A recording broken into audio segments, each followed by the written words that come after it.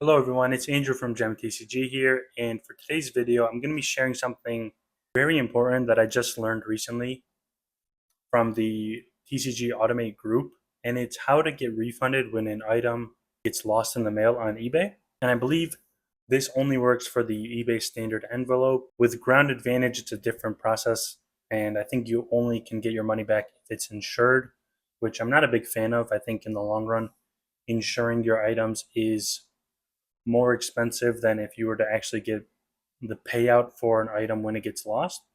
But this video is going to be focused on the eBay standard envelope and how to get your money back when it's lost or damaged in the mail.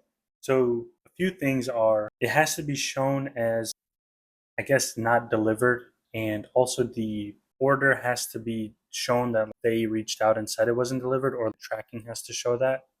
And then you also have to show the order details and then the request or the refund. From my experience, that's what has worked for me. And then the last thing is it needs to have been lost for more than 15 days, I think. You might want to fact check that, but I think it's 15 days before you can actually submit your claim, which makes sense because you can't just open a claim because it hasn't updated in a few days. So after 2 to 3 weeks, you can open your claim and then they review it. Typically, it takes 2 days and then they send you the money on PayPal. I've already got over $150 ever since I learned about it from the group 2 weeks ago, and I already made that much back because I lost two orders that were $40, and it adds up when you're shipping out a lot of packages because a lot of them do get lost or just not tracked. So let me show you exactly how to get it set up and how to get your money back for packages that end up getting lost in the mail or damaged. So what you'll want to do is go to this exact website. So it's pip-claim.com/pipclaim/eBay and claim. I'll put a link in the description of this video for this exact page because once you go here, I think there's two options and you're going to want to make sure you're on the correct option, which is this page. And it says, you'll know you're on the right one when it says eBay shipping protection. And so these are the requirements. You have to submit it no later than 90 days from when the shipping label is created, which shouldn't be a problem, honestly. And then basically all you have to do is fill out this form. So eBay ID, which is your eBay store name or username, your PayPal email, enter it twice because that's how they will pay you. So you need to have a PayPal account to be paid with this. And like I said, it's usually within 48 hours. And then the next thing is you put in the tracking number for the order. So you can find that on the order details page. Claim type, was it lost or damaged? I just put lost for all the ones that I submit because usually that's what it is. Now, if someone messages you and they say the package arrived but it was damaged, then you put damaged. Then you're going to want to fill in their first and last name here. Also put your name on this top right part. And then down here, you upload a screenshot of your eBay order details for the sale. So an example that they would look for would be something like this. So you see the whole order details, what the buyer paid, the refund.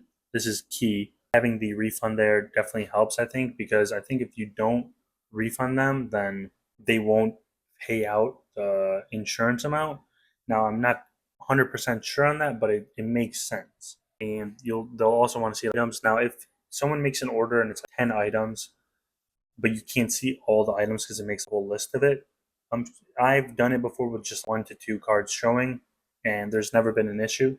So I think the most important part is just like this section right here with the order details. And a good way to get the whole thing in one shot is to do control and then the minus button to make the page smaller. So do that and then just screenshot on your page. You could also do it on mobile, and this is how it would look on mobile.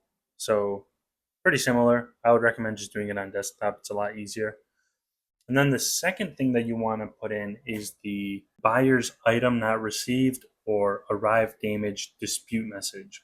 So this can just be a message from them saying that they never received it, or it can be the actual case on eBay. Usually when you go to your disputes and request page, and it shows like all the people that have opened a claim saying the item hasn't been received or whatever, you can take a screenshot of that and then just upload it there.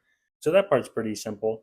Next up, you can upload up to 2 additional documents. Now, I don't know what would go in there. Maybe if they sent you a picture of the damaged package, or you want to upload the tracking history, you could do that. I haven't done it before and I still got paid out for all of my things that I've filed. So probably not necessary. I guess only if it's a damaged thing it might help, but you don't need to worry about that. And then once you finish, you just click file the claim, and then that's it.